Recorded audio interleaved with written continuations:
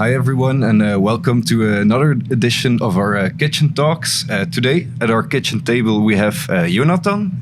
Welcome. Hi Michiel. How are you? Fine, thank you. So you're here at the table today in your role as a cloud architect, and that's perfect because we're going to talk about the world high up in the clouds, I think. And for that occasion, I brought you a little snack that's very on theme. So enjoy some cloudy Nice. sweetness. Very original. It's the first time that I see a cloud-themed candy. Thanks for that.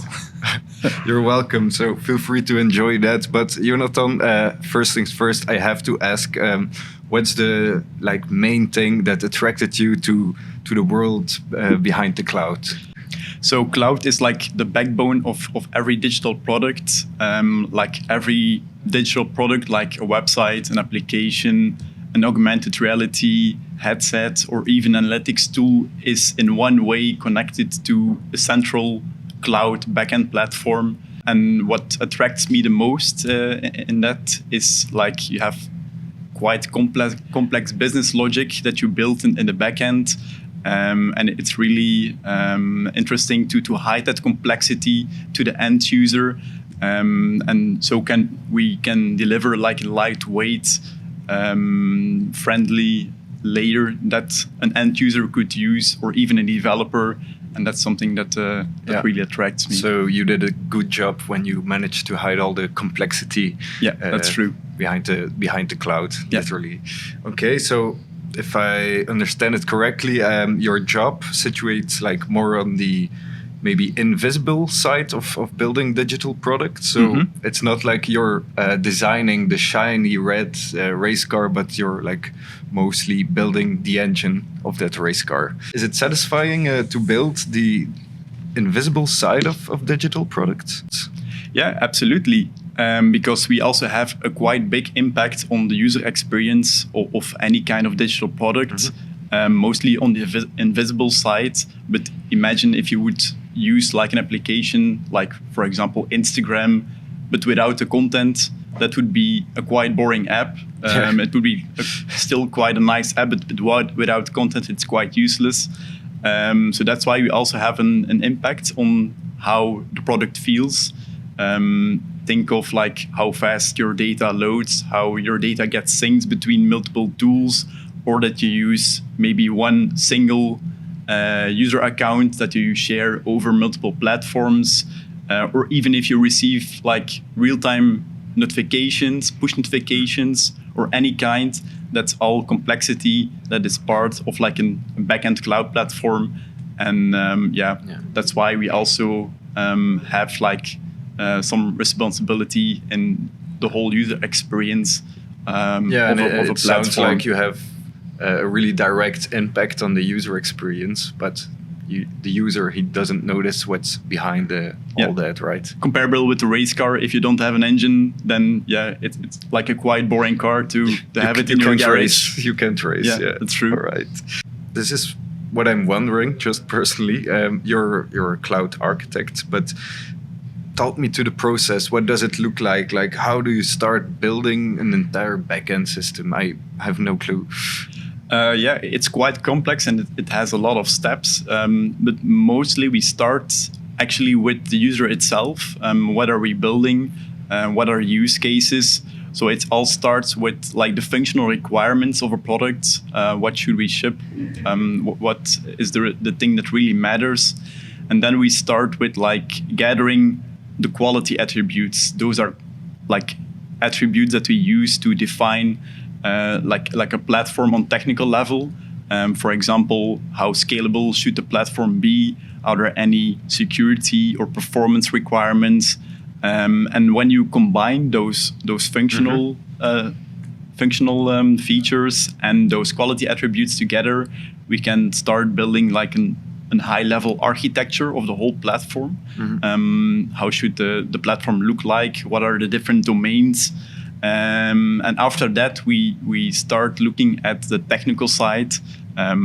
What services are we going to use? Like public cloud services, like the services of AWS, Google Cloud, Azure.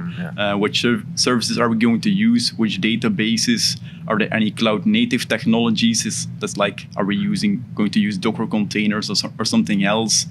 And then the last step, of course, probably the most important one is the code itself, the code that the developers write.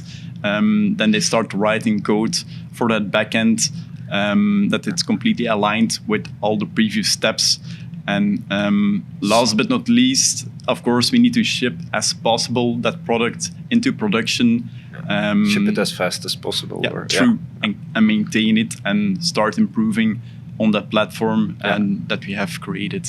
Okay, so basically you're like sketching up a gigantic blueprint of what a digital product should look like. Yeah, that's true. Okay, not bad. You've been working here for Edit-in-a-Pocket quite a while now, I guess. What's maybe the work you're the most proud of that you've done here? Yeah, that's a quite difficult question because I worked on a lot of projects, a lot of interesting projects. But if I need to pick one, that would be the project that I'm currently working on. It's a very large Internet of Things project. So there are connected devices that communicate in real time to a central cloud platform. How many devices are we talking? It's almost like hundreds of thousands of devices that are connected in real time. It's quite a heavy used platform. And the cool thing about that is, we can use a lot of technologies. We have a lot of links with other domains as well. We have links with web development, native development, like an iOS and Android app, but also a link with analytics, big data, machine learning. That's also an interesting part of a cloud platform. That you also can work together with other competences through a project. Yeah, it seems like it's the project you're talking about is like interfering with all the technologies we have in-house here, and you manage to combine them. Yeah, that's a really an interesting part of like backend cloud development, that you get an overview of a complete ecosystem of one or more companies that are working together. And it feels really nice to have an overview of what's happening behind the scenes and how that complexity is moved away from the end user itself. Okay, not bad. It sounds it's some things go a little bit over my head, but I'm just not that technical or talented as you, I guess. But I learned a lot today about the cloud. So thank you very much for coming and explaining what's it like in the cloud to me. Really appreciate it. No, it was a pleasure. Hope you enjoyed it as well. Okay, sure. Great. Then maybe for the viewers at home or someone who's really interested in the more technical side of the cloud, Jonathan, you also gave a talk at Industry 4.0. What was it about? It was also about scalable IoT platforms and how they get ready for like a production environment and how you should tackle that. Yeah. Okay. So for the people who are interested in deep diving into that technical side, we'll add the link in our on our blog page. So feel free to check it out. Also, if you're interested in having a career as a cloud developer or a backend architect yourself, feel free to check out our careers page. We're always happy to have a coffee with you. So that was it for today, Jonathan. Thanks again, and see you next time. Bye. Bye.